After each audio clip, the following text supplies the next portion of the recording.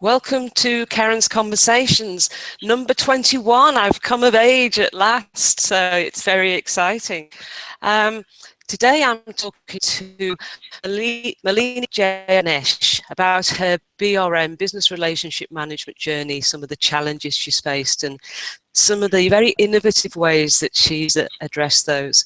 But before we get into that, I'm going to throw to Malini to introduce herself and her role. Welcome, Malini. Thank you, Karen. I'm very excited to be here. In terms of who I am, I'm a business relationship manager.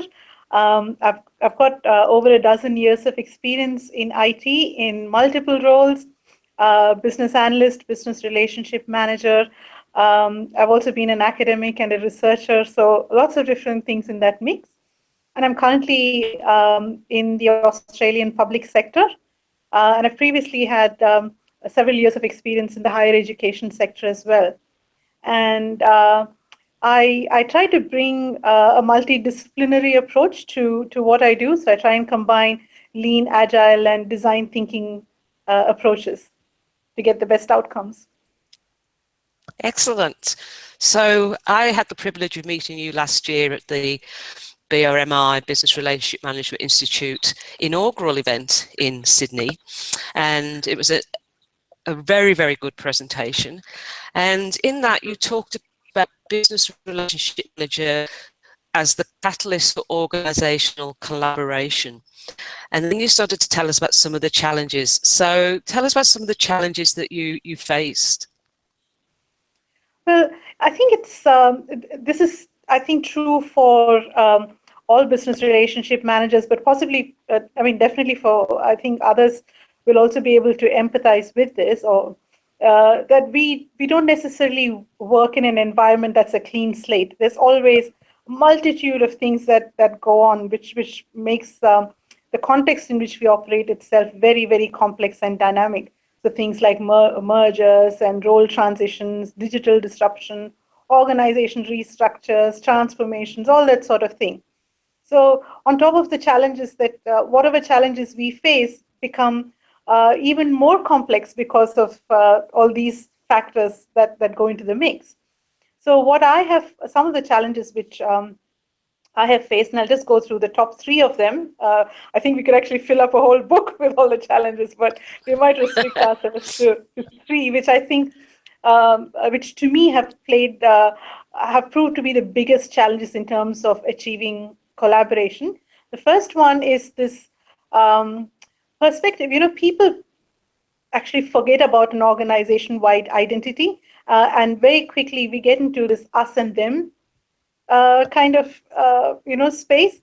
So it's either business and IT, or it might be HR and IT, or sales and everyone else, and so on and so forth. So people have this very strong identities to their individual division or department. And when we talk about collaboration, we mean enterprise-wide collaboration. We need to get people to think of the bigger picture and beyond that. So that's the first challenge. The second one, I used to think that this was actually particular or more specific to the public sector, but I increasingly am actually revising their opinion. I think this is actually more common everywhere. And it's this overemphasizing risk, and people become so risk averse that they don't want to get out of their comfort zone. This is the way we have always done things. This is the way we've always interacted with everyone, and therefore, they don't want to actually take a chance and try something new. And the final challenge, and this one is particularly a sore point for myself, and that is when you try to do something different, something that's new, then that itself, irrespective of the reasoning behind why you're doing something and the actual value it could actually deliver and so on, people immediately become very uncomfortable with something that's different. So you automatically kind of get classified as a square peg in a round hole. And it's really hard to, it's really challenging to get them to even open up and have a conversation with you. Yeah. It's three very, very common challenges. And I think, like you said, we could probably write, speak for a couple of hours, a book out it. But yeah, that risk aversion, and resistance to change. And again, that's something that's, close to my heart from an organizational change management perspective. So yeah, so what were your initial approaches and what was the initial experiences that you had? Well, I went with the standard things first, trying to schedule meetings with the people that I wanted to, collaborate with or bring to the table, um, trying to keep everyone in the loop via email, doing workshops, trying to do a survey to get, gauge people's feelings and so on. And overall, I felt that I felt quite a bit of disappointment. It didn't deliver the sort of results that I really needed. I found that email was very quickly trivialized. So it just became, as long as you CC every person, then you're actually all collaborating, whereas that's not the case. It simply means people are getting a very large volume of email. Um, Delete, delete, delete, and delete.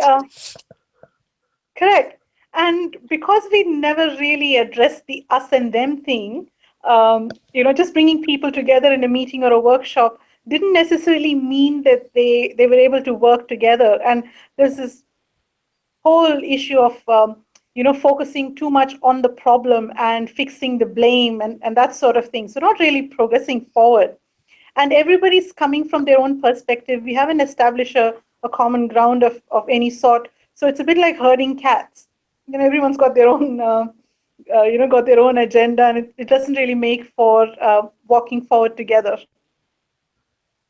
Absolutely. Herding cats, that's one of my favorite terms. I'm doing that at the moment and I won't mention where. Um, so a little bit of despondency. Did you actually feel like giving up and throwing it all out? Um, I felt very, I felt very disheartened. I'm not the sort of person who would actually throw in the towel if I can help it. And I've actually, I can be quite persistent. So what I did in this instance was I tried everything that I knew of. None of it was working, and then I thought, let me actually look outside a bit, try something different. And that's when, in the course of looking around on the internet, I found the Business Relationship Management Institute, which I've since been a member of, and I absolutely love the organization. As you mentioned, Karen, the inaugural event at Sydney last year was absolutely fantastic. And I found it very encouraging to know that business relationship management is actually a very well-defined discipline, and that I actually have many peers all over the globe, and it was really wonderful to get in touch with them, and that gave me the boost I think that I needed to really keep at it and look for and try and be a bit innovative in my approach. So it was around this time that I actually came across an African proverb which says, if you want to walk fast, walk alone. If you wish to walk far, walk together. Um, and that really resonated quite deeply with me. Yeah, absolutely.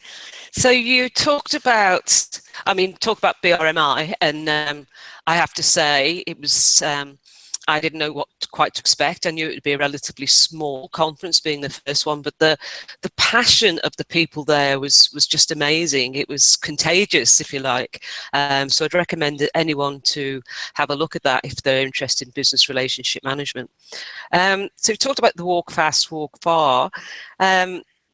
Tell us, I mentioned splintering when you were speaking at the conference. What does that mean?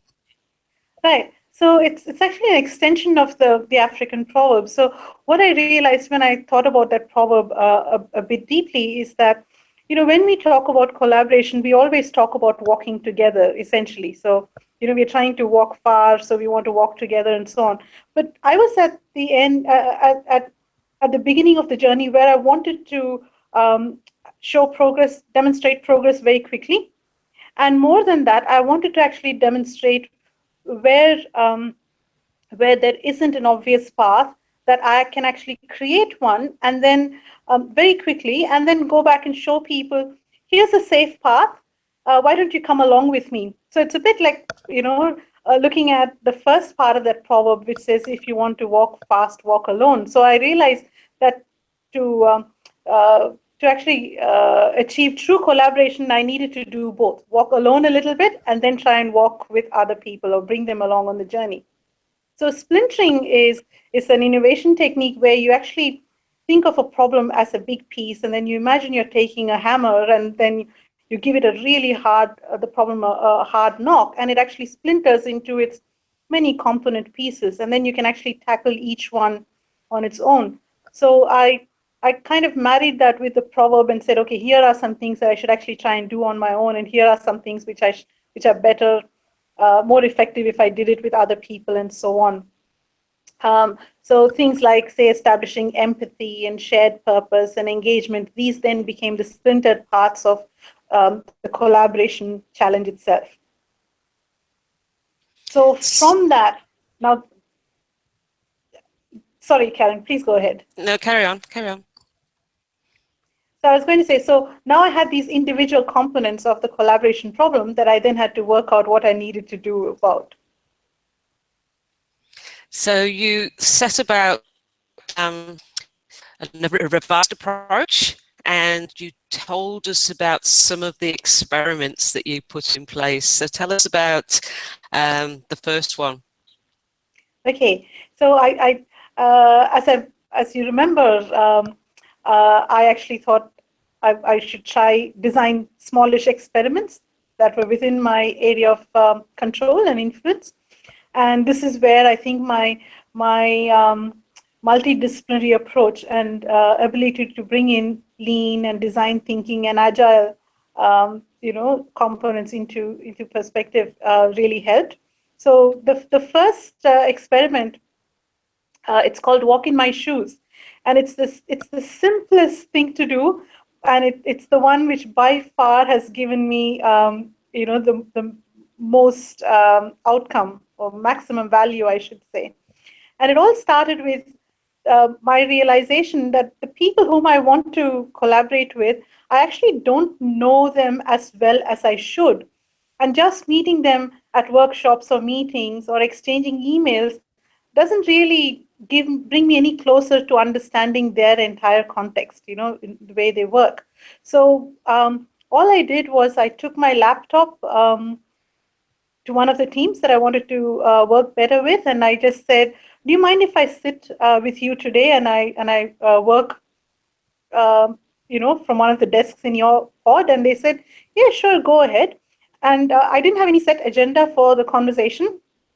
I just let the day, flow.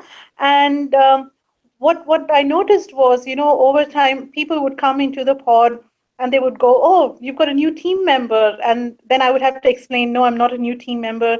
This is who I am. This is what I do."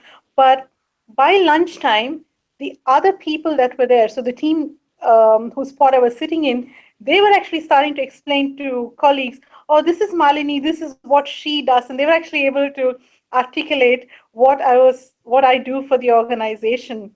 So it worked so much better than my explaining to people of PowerPoint slides and that sort of thing, and again, people, when they actually just saw me as one of them and as a human being, I guess, just like them, it became easier for them to actually talk to me about their challenges, what problems they're facing, and we were able to progress a number of initiatives.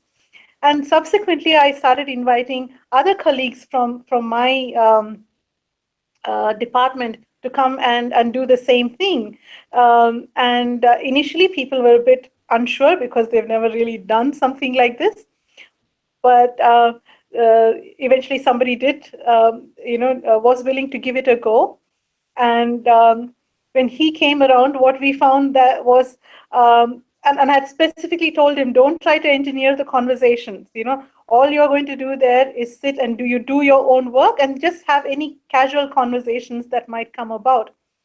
But by the end of the day, they're actually, the team he was sitting with, and he actually ended up having such interesting conversations that they had a whiteboard with process maps drawn with their different viewpoints and so on. So it really worked so much better than trying to get everyone in one room. And Yeah. Karen, this is the initiative which has been included in the whole of government strategy that you mentioned. Yeah, so that's great. Kudos to you, Malini. That's amazing. So the Thank you. Walk in My Shoes initiative that you've started is now, what did you say in your post? I'm just going to read it. It's been selected to be showcased as part of a new statewide innovation strategy being developed by the government in Victoria. And I'm going to quote Manager Public Sector Innovation, Department of Premier Cabinet, had to say, such a wonderful practical idea that can really make a difference to how we engage and work together. So well done to you. That's great. Thank So you. something, you know, a lot of BRMs can take away. Like you say, it's very simple, but it has big implications as well and outcomes. Let's talk about the second one. Let's talk. Okay, so let's talk is about actually really opening up or paving the way for dialogue, and that actually means that we need to actually put things on the table first. You know, not just expect other people to come and do all the talking, but we need to showcase in some instance what we are about, what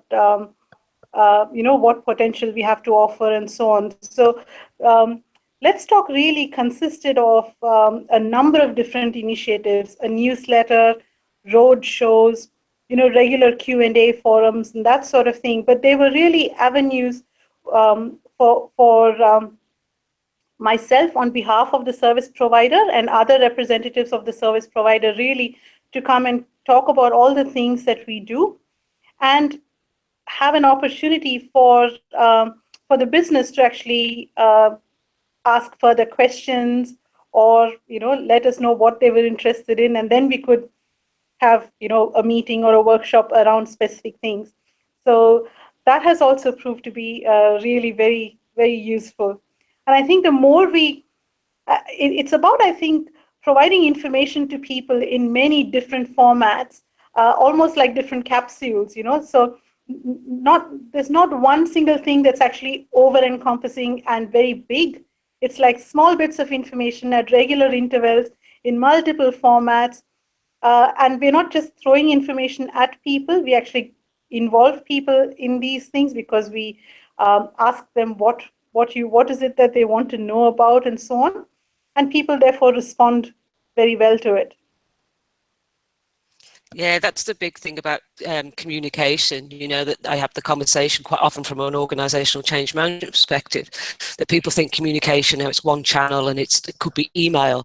And I always say that's not communication, that's broadcasting. You know, it's and you've got to find different channels for different people at different times because everyone has different needs. So absolutely couldn't agree more with that one. And also I think if you're trying to communicate about something new, try and find a new channel, you know, that sends the message that this communication is exciting because we're doing things differently, rather than the standard, you know, bulletin that no one reads, or like you say, the big emails all CC'd across the organisation. And the third experiment, and I really like this one. I love the walk in my shoes, but I love the sticky coffee. So tell us about that. Back. Thanks, Karen. That's all Sorry, right. I I'll lost. see. You dropped out, but that's all right. So tell us about the third one, which is sticky coffee. I really like this. Yes, this one is actually a variation of lean coffee, which is quite popular around the world as a means for getting people together and getting some ideas going.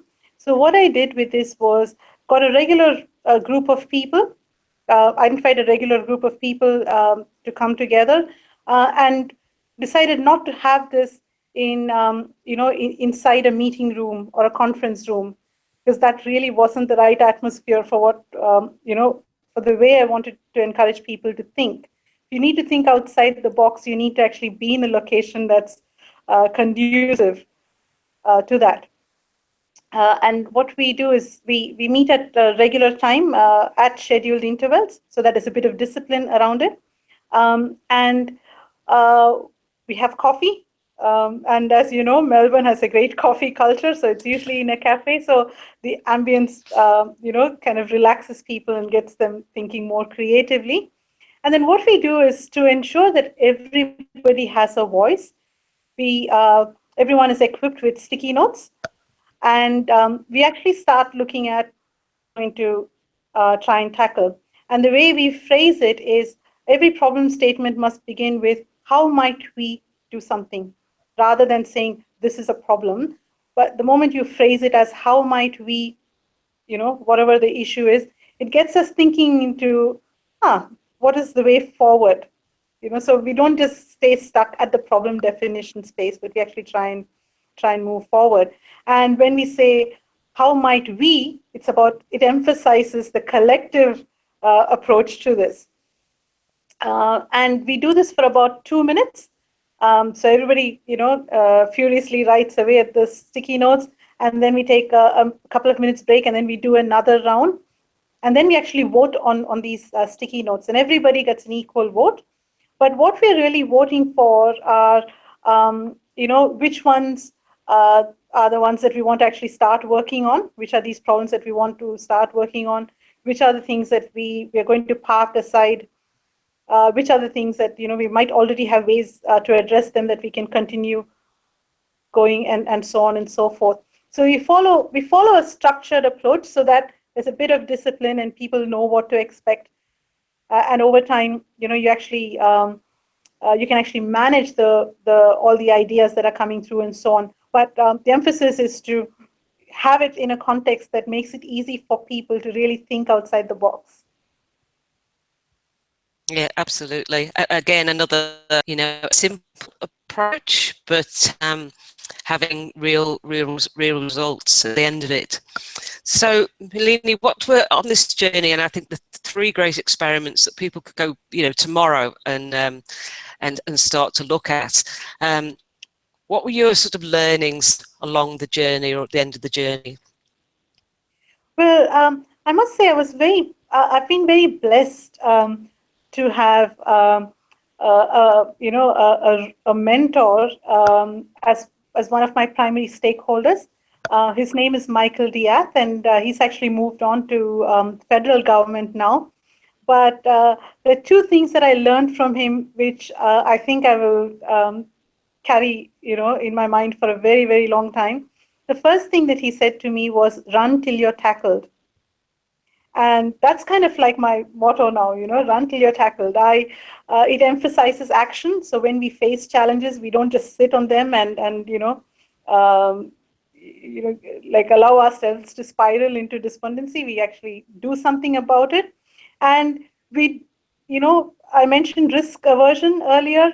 So if you worry too much about the risks, you'll never get started. So, but if you go with the approach, I'm going to run until I'm tackled, and I'm going to tackle, when I'm tackled, I'll deal with things at that point. I think it's really good. It gets you into action mode. I did run into some issues. So, in other words, when I was tackled, I went back to Michael and I said, "Okay, what's the second part of your lesson?" And he's from New Zealand, and he quoted a Maori saying to me. He said, "You cannot become strong in still waters." And the moment he said it, I thought, "What?" I was actually expecting, a ready-made solution.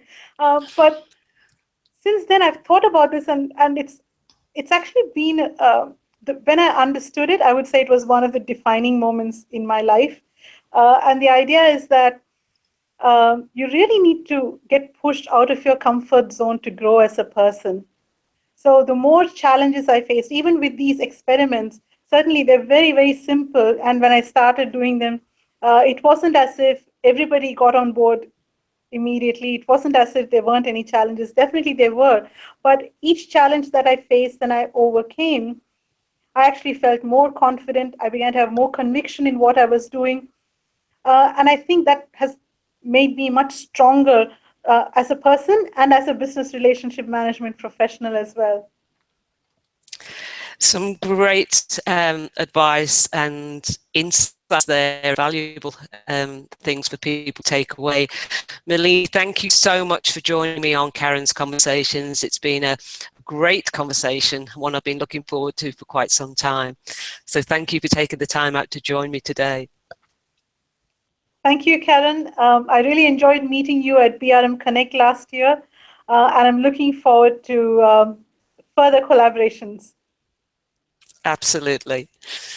Thanks, Malini. Talk again soon. Bye-bye. Thank you. Bye-bye.